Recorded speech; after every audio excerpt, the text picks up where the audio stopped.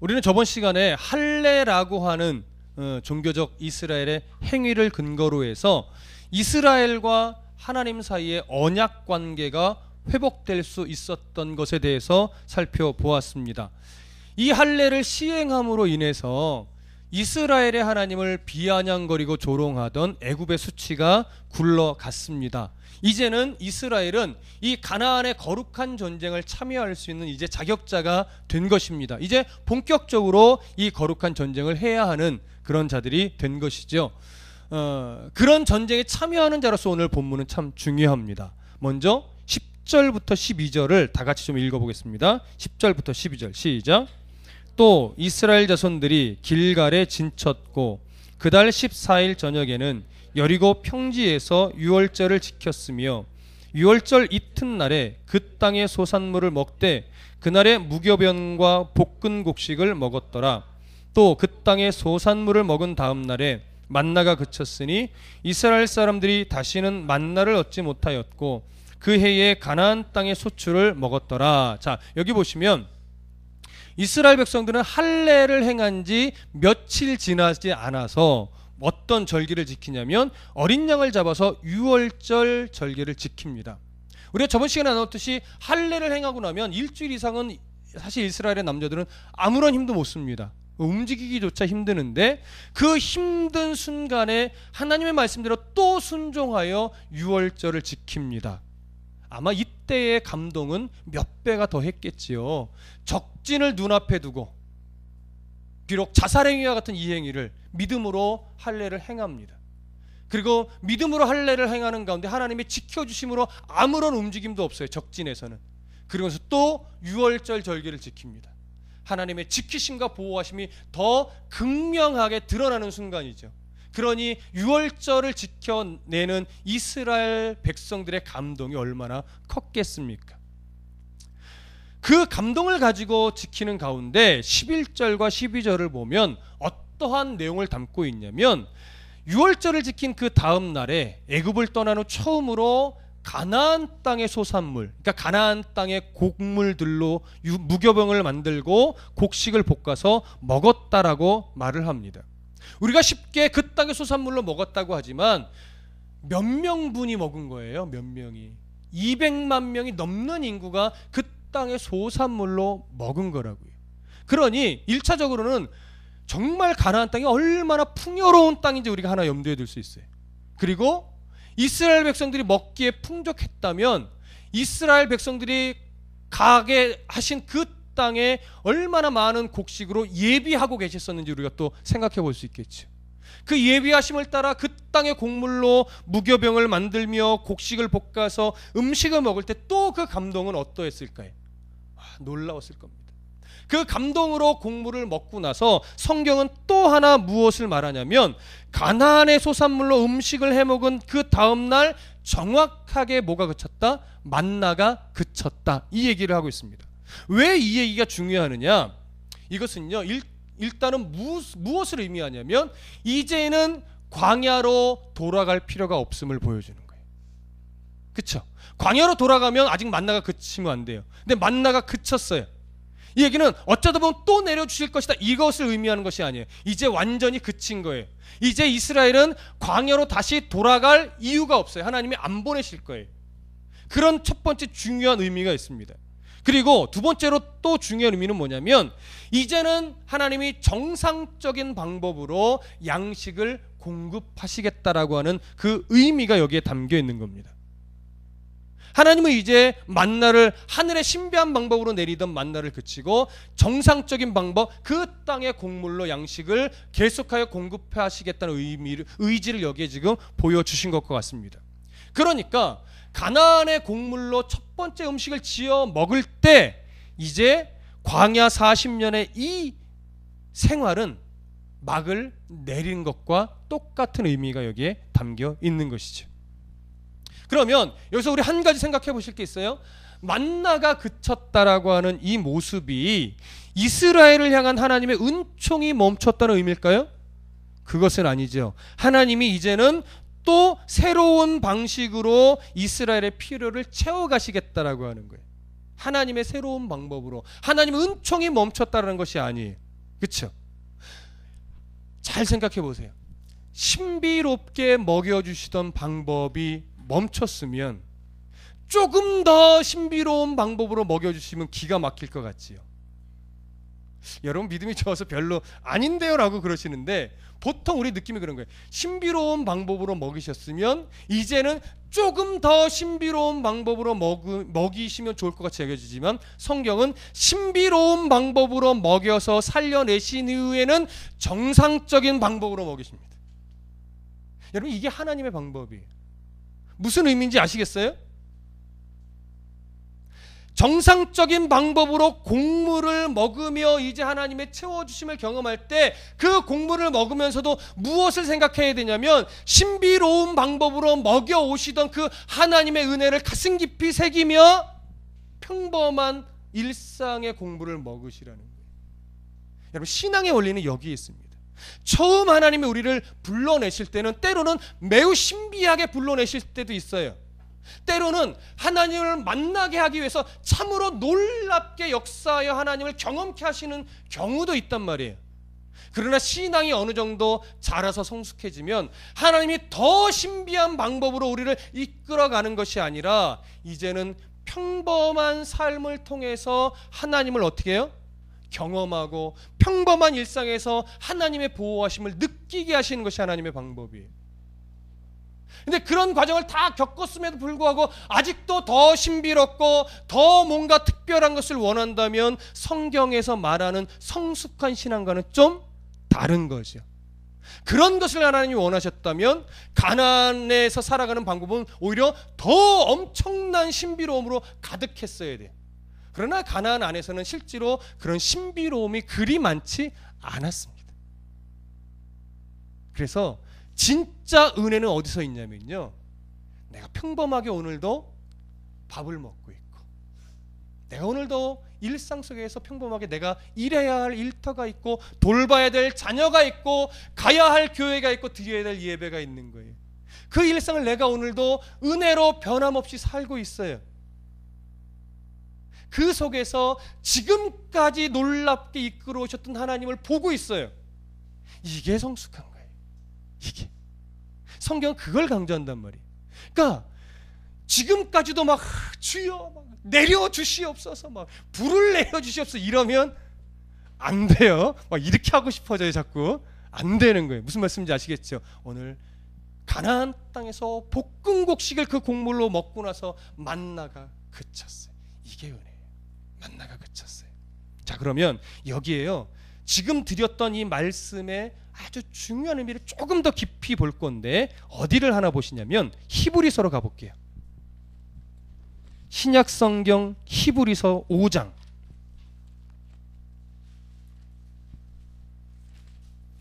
히브리서 5장 11절 11절부터 14절까지. 히브리서 5장 11절부터 14절까지. 찾으신 분들 함께 읽습니다. 시작. 멜기세덱에 관하여는 우리가 할 말이 많으나 너희가 듣는 것이 둔함으로 설명하기 어려우리니라. 때가 오래되었으므로 너희가 마땅히 선생이 되었을 터인데, 너희가 다시 하나님의 말씀의 초보에 대하여 누구에게서 가르침을 받아야 할 처지니 단단한 음식은 못 먹고 젖이나 먹어야 할 자가 되었도다. 이는 젖을 먹는 자마다 어린아이니 의의 말씀을 경험하지 못한 자요, 단단한 음식은 장성한 자의 것이니 그들은 지각을 사용함으로 연단을 받아 선악을 분별하는 자들이니라. 아멘. 여러분, 신앙이 자라면 이제는 어떤 음식을 먹어야 돼요? 단단한 음식을 먹어야 돼요. 단단한 음식. 그 단단한 음식을 먹는다는 게 무엇입니까? 신비로운 거 막, 어? 나를 너무 흡족하게 해주는 것들로 채워가는 것이 아니라, 이제는 세상의 형편과 환경이 어떠하든지 간에 그 속에 배어있는 하나님의 은혜로 감격해하면서 이미 내가 받은 은혜에 감사함으로 살아갈 수 있는 이 자세. 늘 사랑만 받으려고 하는 자가 아니라 이제는 사랑을 좀 나눠주고, 늘 관심을 구하는 자가 아니라 이제는 관심을 내어주는 자. 오늘 목사님 내 인사 안 받으셨어. 저럴 줄 몰랐는데 예전에는 그냥 달려와서 막 안아주더니 이제는 나한테 관심도 없나 봐. 이렇게 되면 안 된단 말이에요. 네? 어느 정도 시기가 되면 신앙이 여리고 교회 온 지 얼마 안 된 사람들한테 이제 목사의 어떤 관심을 이제 내어줘야죠. 무슨 말씀인지 아시겠어요? 네. 언제까지 목사님이 나만 바라보도록 하나 예를 든 거예요. 이제는 관심을 줘야 되는 수준으로, 사랑을 나눠줘야 되는 수준으로, 누가 뭐라 안 해도 내가 먼저 뭔가를 섬기는 그러한 모습으로 자라가야죠. 처음부터 그럴 수는 없으나 단단한 식물을 먹을 수 있는 신앙의 수준으로 자라가야 돼요. 하나님이 그걸 위해 우리를 광야를 돌리시는 거예요. 그걸 위해서 때로는 신비한 방법으로 채워주기도 하고, 때로는 놀랍게 막 무슨 일들인가를 만들어주시기도 하는 거예요. 근데 빨리 그것이 그치는 때가 와야 돼요. 우리의 욕심은 조금 더 그렇게 막 채워주시고 넘치게 부어주시면 좋겠지만, 아니요. 정말 성숙한 신앙은 그게 멈출 때부터 시작하는 거예요. 네. 이제는 더 무엇인가를 구하지 않게 될 때가 와요. 하나님, 지금까지 보여주신 것으로 충분하고, 지금까지 들려주신 것으로 충분하고, 지금까지 채워주신 것으로 충분합니다. 이제는 내 몫에 태인 십자가, 주님과 함께 사랑의 멍에를 지는 그 멍에를 제가 지고 갈 수 있는 법을 배웠사오니 이제는 지고 가겠습니다. 필요할 때 알아서 채워주십시오. 주신 자도 하나님이요 거두신 자도 하나님이니 내가 어떤 모습으로 살아가든지 간에 내가 하나님의 자녀의 신분으로 오늘을 살아가니 걱정할 게 없습니다. 여러분, 이 수준 이미 된 줄로 알지만 더 되셔야 됩니다. 의연한 신앙. 그래서 소처럼 우직하게 나에게 태워진 걸음을 그저 한 걸음씩 걸어가는 신앙. 그래서 언젠가 주님 만날 그때에 너무나 기쁨으로 부끄럼 없이 안길 수 있는 그 신앙. 그 신앙이 되어가고 계십니다. 더 멋지게 무엇인가를 구하는 신앙이 아니라 이제는 주신 것으로 살아가는 신앙이 되십시다. 아멘. 다시 여호수아로 돌아가시죠. 5장 13절 다 같이 읽어보겠습니다. 5장 13절. 지금 이스라엘의 신앙이 그렇게 한 단계 올라간 거예요. 한 단계. 자, 13절 다 같이 읽습니다. 시작. 여호수아가 여리고에 가까이 이르렀을 때에 눈을 들어본즉 한 사람이 칼을 빼어 손에 들고 마주 서 있는지라. 여호수아가 나아가서 그에게 묻되 너는 우리를 위하느냐 우리의 적들을 위하느냐 하니. 자, 유월절을 지키고 곡식으로 하나님이 이제 내려주신 만나가 아니라 그 땅의 수산물로 곡물을 먹고 나서 그날 밤 여호수아는 홀로 여리고성 근처로 걸어갑니다. 왜 홀로 걸어갔을까요? 정확하게 알 수는 없으나 이런 추측을 해봅니다. 여호수아가 왠지 모를 이제 부담에 좀 휩싸여서 이제 곧 여리고성을 전투를 할 텐데 하나님이 어떠한 뜻을 보여주시겠지만 과연 내가 이 여리고성 전투를 잘 이끌어갈 수 있을까? 이런 여러 생각들을 하게 되겠지요. 그렇게 약간은 복잡한 심경을 가지고 약간은 어떤 부담 어린 마음을 가지고 여리고성을 살피러 그 밤에 홀로 여리고성 가까이를 가고 있는데 그때 그의 눈앞에 전혀 예상치 못한 한 사람을 마주합니다. 전쟁에 능한 장수처럼 보이는 칼을 빼어든 그 한 사람. 그 사람을 여호수아가 만나자 묻습니다. 당신은 우리를 위합니까? 우리의 대적을 위하는 자입니까? 무의식 중에 던진 한마디였을 겁니다. 무의식 중에 던졌던 이 질문은요, 사실은 굉장히 중요한 질문입니다. 왜냐하면 광야 40년의 흔적이 녹아있는 질문이기 때문에 그래요. 이 질문을 단순히 이렇게 이해하지 마십시오. 당신은 우리 편입니까? 아닙니까? 이러한 질문보다 조금 더 깊습니다. 어떤 의미냐면 당신은 우리에게 이익이 되는 존재입니까? 아니면 이익이 안 되는 존재입니까? 여러분, 이 질문이 왜 중요하냐면 아직 이스라엘이 장성한 분량에 이르는 단단한 음식을 먹는 그 신앙으로 한 단계 분명히 성숙한 건 맞지만 아직 넘어서지 못한 하나가 있는데, 그것이 뭐냐면 자기 중심적인 신앙이에요. 내게 이익이 되느냐, 내게 이익이 안 되느냐. 여러분, 신앙의 수준은 바로 요 고비를 또 넘기셔야 돼요. 모든 것을 내게 이익이 되느냐 이익이 안 되느냐로 보는 것이 아니라, 우리는 늘 무엇을 근거로 삼아요? 하나님이 기뻐하는 것이냐, 하나님이 기뻐하지 않는 것이냐. 하나님이 우리 편이냐가 아니라 나는 늘 하나님 편에 서 있는가, 이걸로 나를 점검하는 거죠. 하나님 늘 나만 미워하시나? 이게 아니란 말이에요. 하나님 오늘도 왜 내 편을 들어주시지 않지? 이게 아니라고요. 신앙은 뭐예요? 나는 오늘 나의 한 걸음 한 걸음 내가 정말 하나님 편에 서서 걸어가고 있는가, 이걸 생각해야 되는 거예요. 그래서 나의 이익이 중심이 아니라 하나님의 선하심이 중심이요, 하나님 편에 서서 내가 살아가는 것이 중심인 것이지요. 여호수아는 아직 그 단계를 지금 살짝 못 벗어나고 있는 거예요. 그런 여호수아의 모습, 그것은 이스라엘을 대표하는 것이지요. 이스라엘의 그런 아직 넘어서지 못한 그 한 단계의 수준을 지금 여기서 드러내 보여주는 거예요. 그때 그 사람이 무엇라고 얘기를 합니까? 자, 14절 15절까지 한번 다 같이 읽어볼까요? 14절 15절 시작. 그가 이르되 아니라 나는 여호와의 군대 대장으로 지금 왔느니라 하는지라. 여호수아가 얼굴을 땅에 대고 엎드려 절하고 그에게 이르되 내 주여 종에게 무슨 말씀을 하려 하시나이까. 여호와의 군대 대장이 여호수아에게 이르되 네 발에서 신을 벗으라. 네가 선 곳은 거룩하니라 하니 여호수아가 그대로 행하니라. 자, 여기 보면 너는 우리를 위하느냐 우리의 대적을 위하느냐 하는 여호수아의 질문에 이 칼을 빼앗은 한 사람은 뭐라고 대답하냐면 아니라. 자, 그러면 이 아니라는 말은요, 여호수아가 그 사람에게 한 질문을 다 부정하는 거예요. 너를 위한 것도 아니고 네 대적을 위하는 것도 아니다. 둘 다 아니라는 거예요. 그러면 이 아니라가 무슨 의미냐, 이걸 우리가 살펴볼 텐데, 이 아니라는 대답의 정확한 의미를 이해하려면 그 바로 뒤에 나오는 나는 여호와의 군대 대장으로 지금 왔다, 이 구절을 이해해야 됩니다.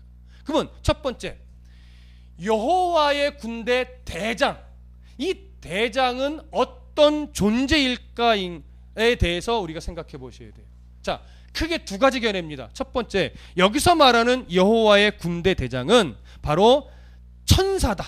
그러니까 하늘의 천군 천사, 이 군대를 지휘하는 천사다라고 하는 견해가 첫 번째로 있고, 두 번째는 아니다, 여기서 말하는 여호와의 군대 대장은 바로 하나님이시다.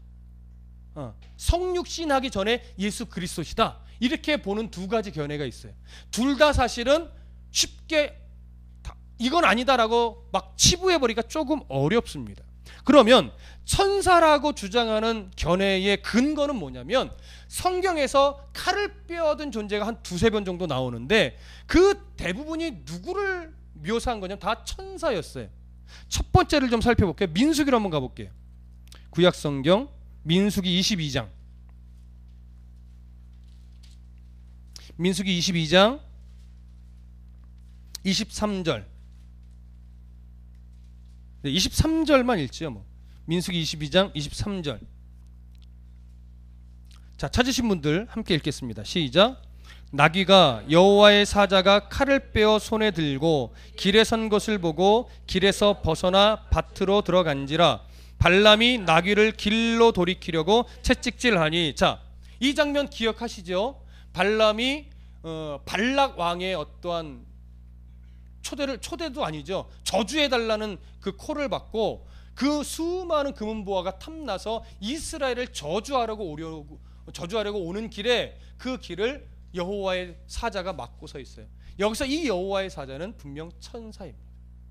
그렇게 보는 것이 더 옳습니다. 자, 그렇다면 또 한 구절 우리가 어디를 보게 되냐면 역대상으로 가보시죠. 역대상 20장. 구약성경 역대상 20장 16절.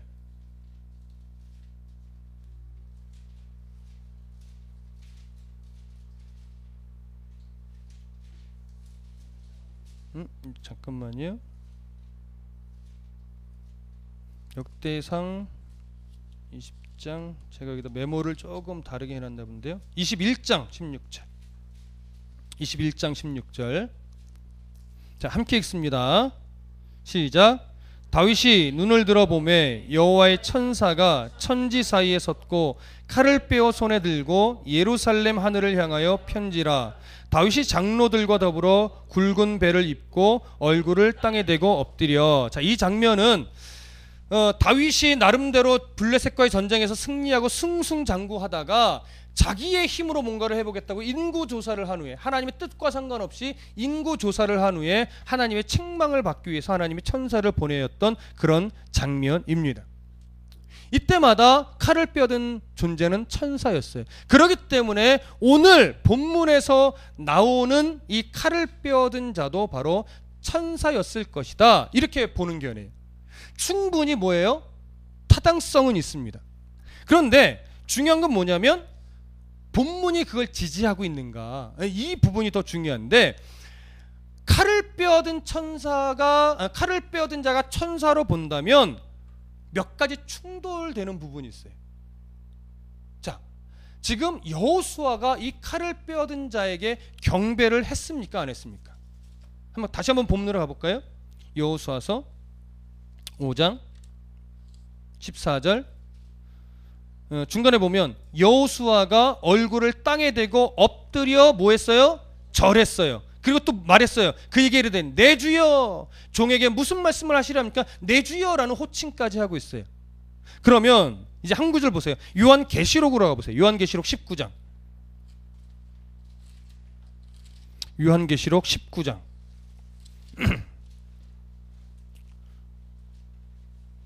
요한계시록 19장 9절과 10절 두 절을 읽습니다. 9절과 10절 찾으신 분 시작.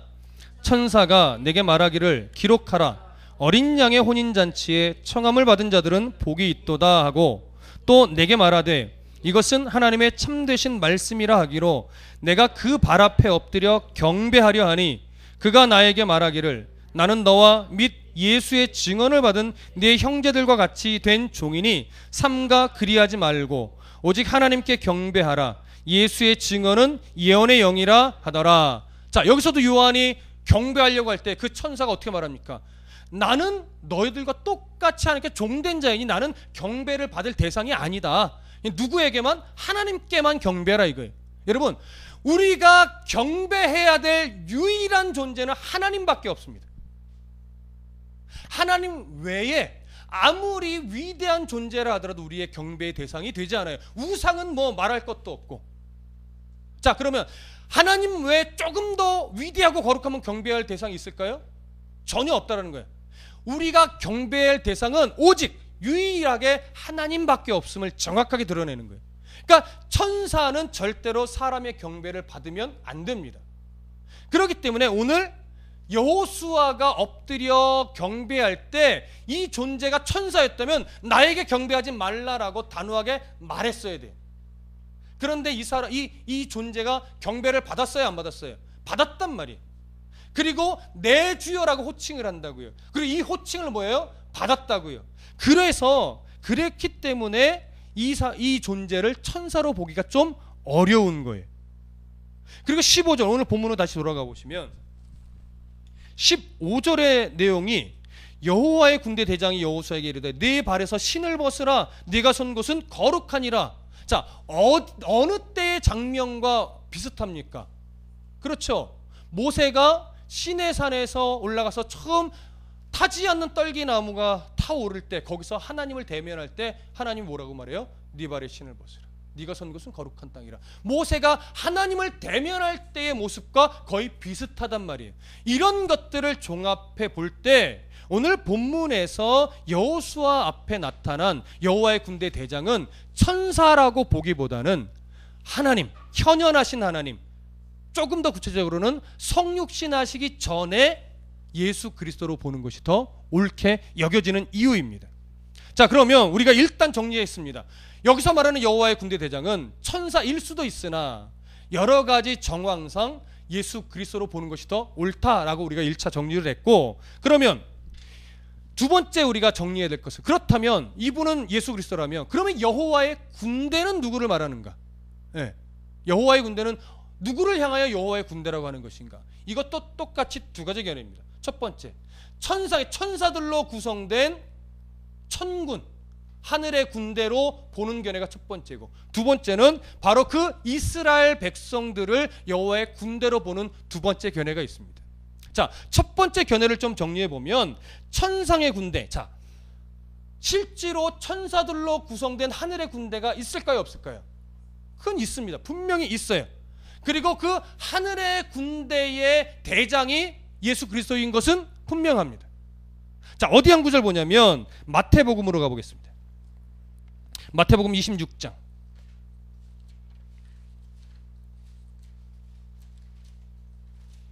마태복음 26장 53절.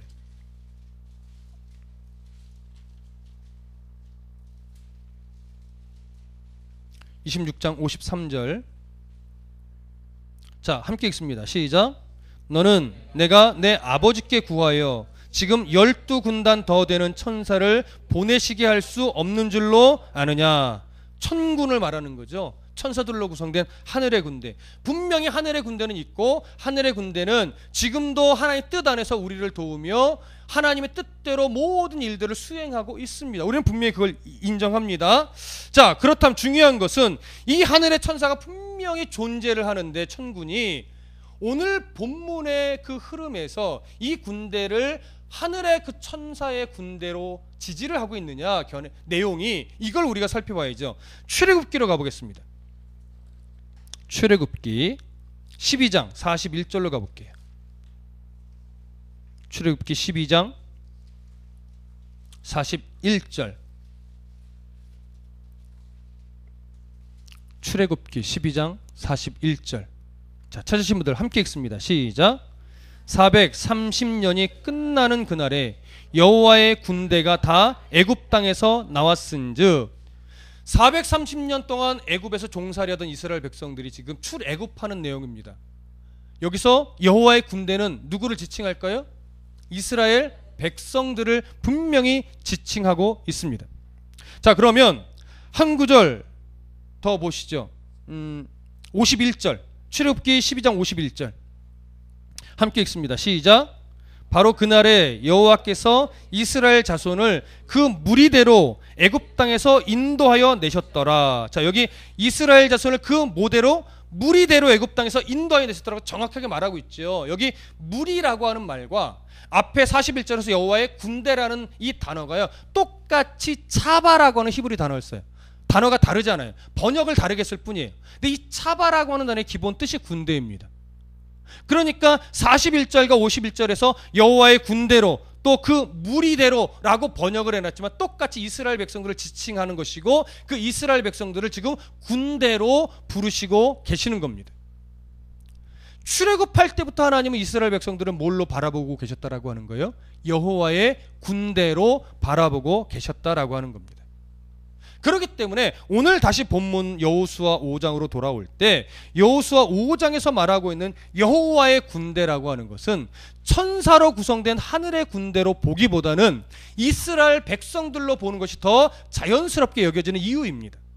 만약에 천사로 구성된 하늘의 군대였다면, 여러분, 하늘의 군대가 그럼 지금 왜 올까요? 만약 하늘의 천군의 천사들로 구성된 군대라면 이스라엘 백성들의 가나안 전쟁을 뭐하러 오는 거예요? 도우러 오는 거죠. 그렇다면 여호수아가 우리를 위하느냐라고 물을 때 이 여호와의 군대 대장이 뭐라고 말해야 돼요? 아니, 그렇다라고 해야죠. 그래, 너희를 위해서 왔다, 너희를 도우러 왔다, 이렇게 반응하는 것이 맞아요. 근데 그렇게 아니다 기다 말하지 않고 둘 다 부정하죠. 아니다, 나는 누구를 위해서 온 게 아니다. 지금 바로 너희를 뭐하러 왔다? 지휘하러 왔다. 내가 천사들을 데리고 와서 너희를 도우려고 온 것이 아니라 너희들이 거룩한 하나님의 군대로서 이 거룩한 전쟁을 바르게 수행할 수 있도록 내가 지휘하러 왔다 이거예요. 왜 여호와 하나님의 지휘가 필요할까요? 이스라엘은 광야 40년을 간신히 견뎌내고 지금 가나안 땅에 들어왔지만 그 이전에 한 번도 여호와의 군대로서 하나님 앞에 바르게 순종한 적이 거의 없어요. 그러면 하나님이 여차여차해서 이렇게 해서 이렇게 할 테니 이렇게 해라 라고 차근차근 가실 수도 있으나 하나님이 직접 여호와의 군대로 오셔서 그들을 통솔해 주시겠다고 아예 그냥 예고 없이 와주신 거예요. 이것만큼 든든한 게 사실 또 어디 있을까요? 예수 그리스도께서 여호와의 군대의 지휘관으로 대장으로 와주셨는데 이걸 알았기 때문에 이걸 보았기 때문에 여호수아는 그 앞에 엎드려 절하고 거기서 내 주여라고 부를 수 있었던 겁니다. 그러면 이 장면에서 이스라엘 백성들이 그리고 여호수아가 그때까지 온전하게 붙잡지 못했던 그 내용 중에 하나는 뭐냐면 여호수아가 자꾸 이 싸움을 내가 잘 이끌어 가야 되는데, 내가 잘 앞장서야 되는데, 내가 잘 통솔해야 되는데, 이런 부담감을 갖고 있는 거예요. 그러나 가나안 땅의 싸움은 내가 지휘를 잘해야 되는데, 때로 이스라엘 백성 입장에서 내가 잘 싸워야 되는데, 이런 싸움이 사실은 아니에요. 이스라엘 백성들이 가나안에서 싸워야 될 싸움은 뭐냐면 누구의 지휘 아래 들어가 있느냐의 싸움이에요. 하나님의 지휘, 하나님의 통솔 아래 들어가 있다면 그 하나님이 지시하시는 대로 순종하기만 하면 되는 것이죠. 근데 그렇지 않다면 여호수아가 작전을 잘 짜야 되고 이스라엘은 용맹하게 들어가서 멋지게 싸워야 돼요.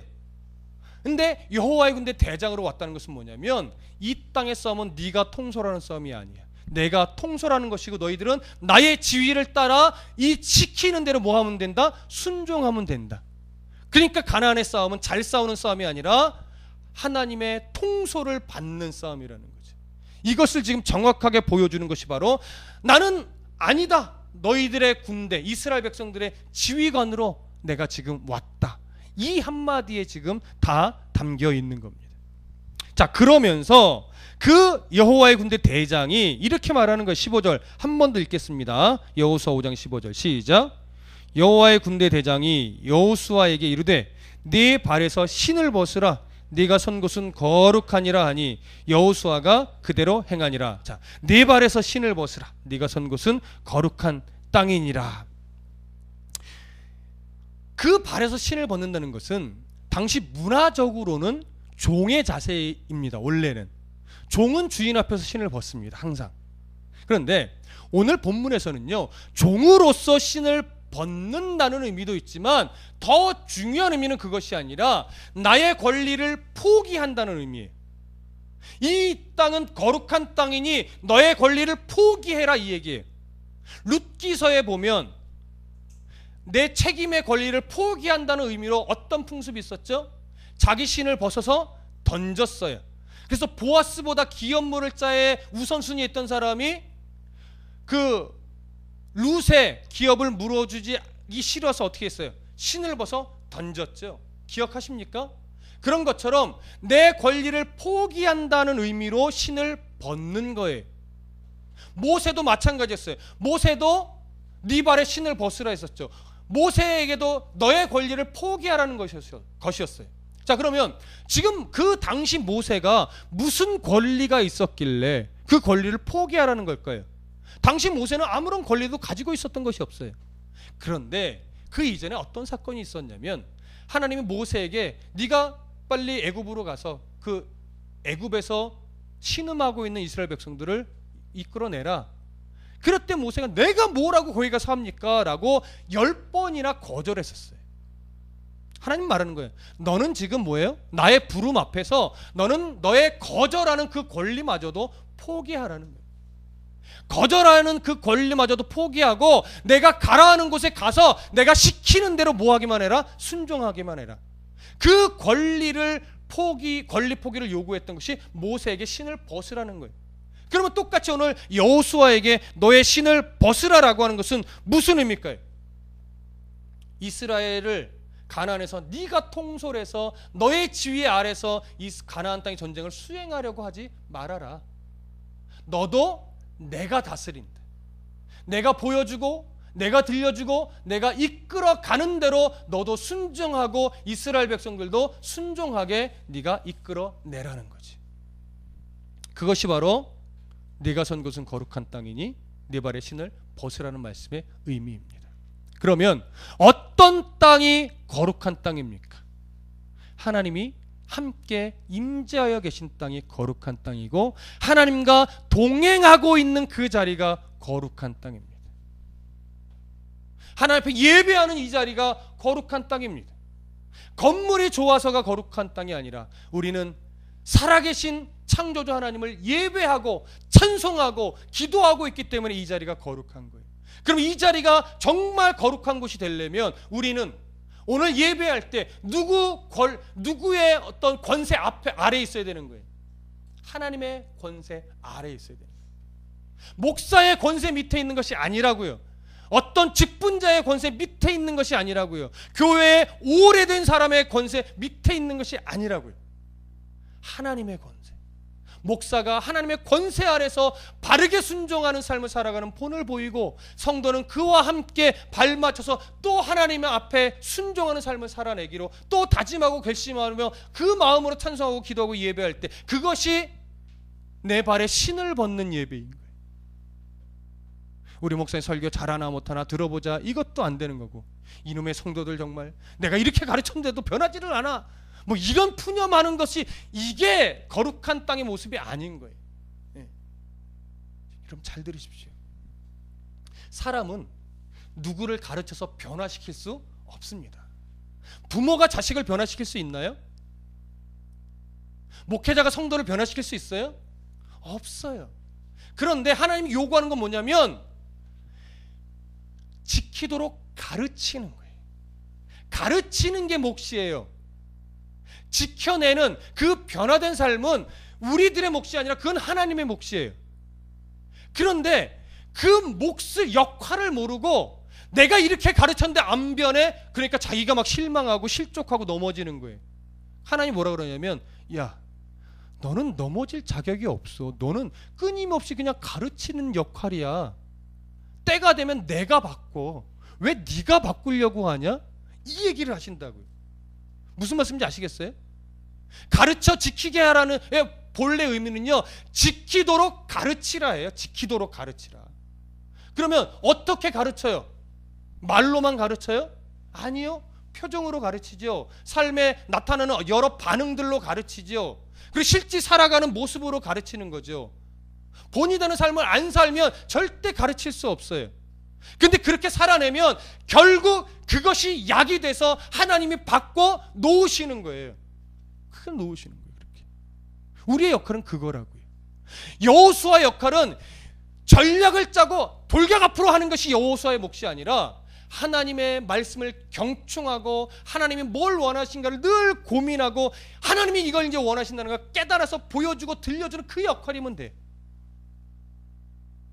지키고 안 지키고는 이스라엘 자신들의 몫이고 그들을 변화시키고 또 하는 것은 또 하나님이 이끌어낼 목표 내용인 거예요. 우리가 그 역할을 하는 것이 아니라고. 그러니까 오늘 우리 신앙에 먼저 된 우리의 몫은 그거예요. 정말 내가 하나님의 권세 아래서 예배하고 하나님의 이끄심 아래서 삶을 살아가는 그 본을 보여내는 거예요. 그러면 승리는 정해져 있는 겁니다. 그래서 교회도 성도도 하나님의 지휘권 안으로 들어가는 싸움에 충실해야 됩니다. 그것을 벗어나면 교회가 아무리 커도 의미 없고 교회가 이런저런 프로그램을 아무리 막 수십 바퀴씩 돌린다 해도 의미 없습니다. 말씀 안에서 하나님이 나의 대장이구나 이걸 알고 하나님이 우리 교회의 대장이구나 이걸 알고 하나님이 우리 가정의 대장이구나 이걸 알고 우리 가정이 어떻게 하면 하나님이 기뻐하시는 가정이 될까 이걸 고민하고 우리 교회가 어떻게 하면 하나님이 기뻐하는 교회가 될 것인가 이걸 고민하고 내가 내 인생 속에서 하나님이 기뻐하는 삶을 살려면 어떻게 될 것인가 이걸 고민할 줄 아는 것. 이것이 오늘 너의 발에 신을 벗으라 하신 하나님의 깊은 마음인 겁니다. 이제 우리 하나님 앞에서 내 권리를 벗어던지고 하나님의 이끄심 아래 순종하겠다라고 하는 그 그 권리 밑에 들어가는 싸움을 잘 싸워서 승리하시기를 간절히 부탁드립니다. 기도하겠습니다.